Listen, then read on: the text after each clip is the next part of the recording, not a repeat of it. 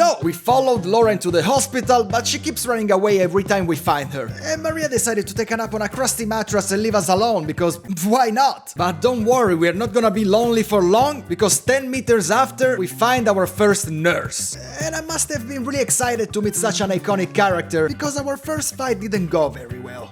In the same room we find a door with a keypad and a note that kinda tells us where we can find the combination, I think. We keep browsing and in the director's office we find a recording that basically tells us that the director had 3 favorite patients that he really wanted to cure, but yeah, they were also the most hopeless patients in the whole hospital. Oh, and of course the voice of the director in the recordings is creepy as fuck! But I do not believe it to be a matter of hope.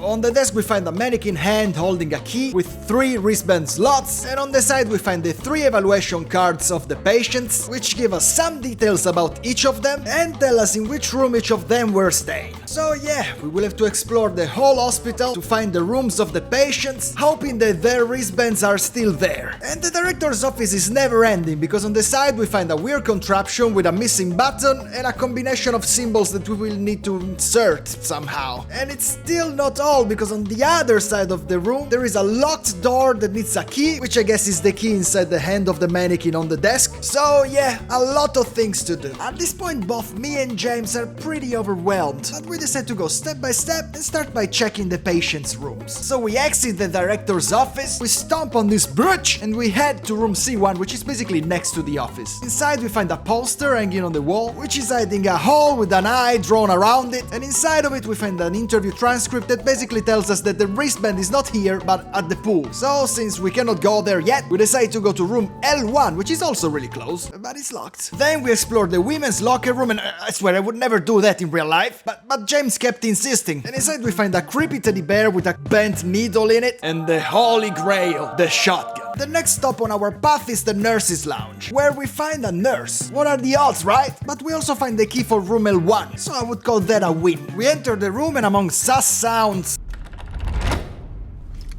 and mild jump scares, Did it close me in?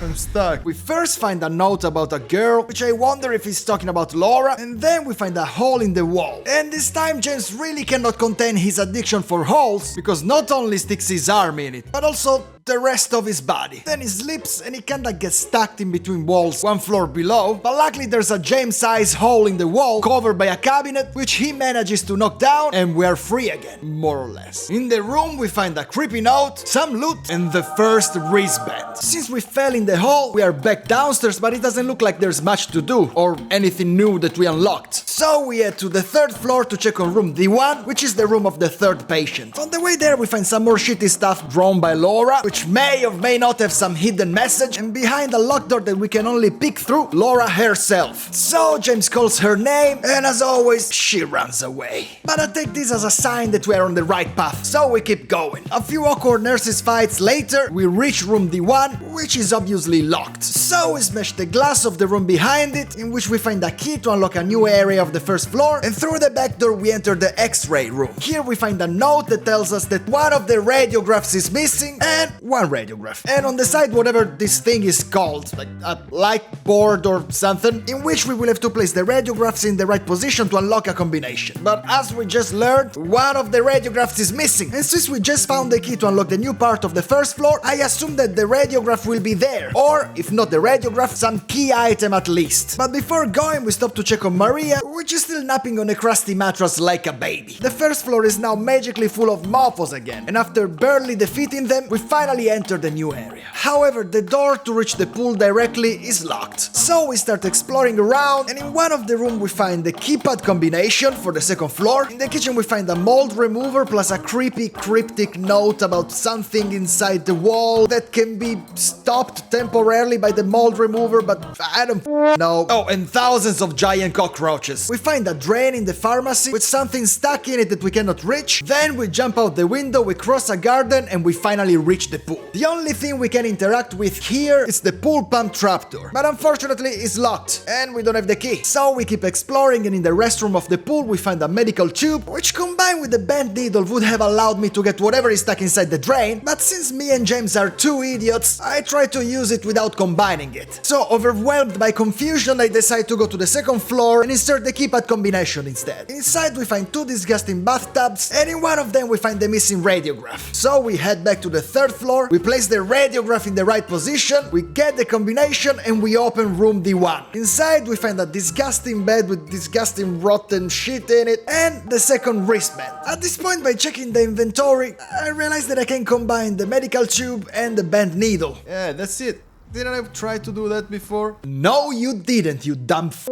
So we head back to the drain, we collect the key for the pool pump, go to the pool, open the trapdoor, drain the pool, break the wall, and collect the last wristband. At this point, there's nothing left to do but going back to the director's office and place the wristbands on the mannequin arm on the desk. And I wish I could say that I immediately noticed that each wristband have a section with a number on it and that the whole riddle was just about finding the right order. Actually, you know what? Yeah, that's exactly what I did. I didn't spend like an hour trying to understand this. It went smooth. So we get the key, we enter the room at the back of the office, and inside we find the missing button of the contraption and a library with some book that for each symbol of the contraption gives us a number. Long story short, we solve the contraption riddle, and inside we find the key for the rooftop and another cryptic note that may or may not mean something. Now that we have the key for the rooftop, we go back to collect Maria, but she's nowhere to be found. That bitch. At this point we head to the rooftop and I cannot help but noticing that the key doesn't match the lock, right? But regardless, it works like a charm. We enter what I think is the elevator control room, and on the floor we find a page of a patient diary that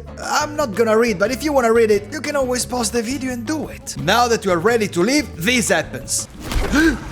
Jesus. Piece of shit, motherfucker. We wake up on the other side of that locked door where we saw Laura before, and we hear her singing in the distance, so we follow the sound and we finally find her. We try to talk to her, but she really doesn't like James. And apparently she doesn't like Eddie either. Big fat blabbermouth. So James is like, how do you know about Mary? And she's like, I just do. And James is like, please just tell me. And she's like, okay, we met last year at the hospital. And James is kinda like, that's bullshit. So Laura gets offended and runs away. But James this time manages to grab her and tells her to stay together because the place is really dangerous. Laura apparently agrees, but she tells James, well, before following you, I need to go to that room because I hid a letter from Mary in there. And it's clearly a trap, and James not only falls for it, but he also enters the room instead of her, and Laura's like, yeah, good James, go a bit further, good boy, and she locks him in. While James is busy getting pissed at Laura, we realize that we are not alone. So we start to fight this disgusting human sack with a mouth in between his legs, and to be honest, this fight was way easier than what I thought. But after we defeat it, something else grabs us from the ceiling, and we wake up in the other world. And if you thought that the hospital was terrifying so far, well, you are not ready for this. However, next video, subscribe, bye!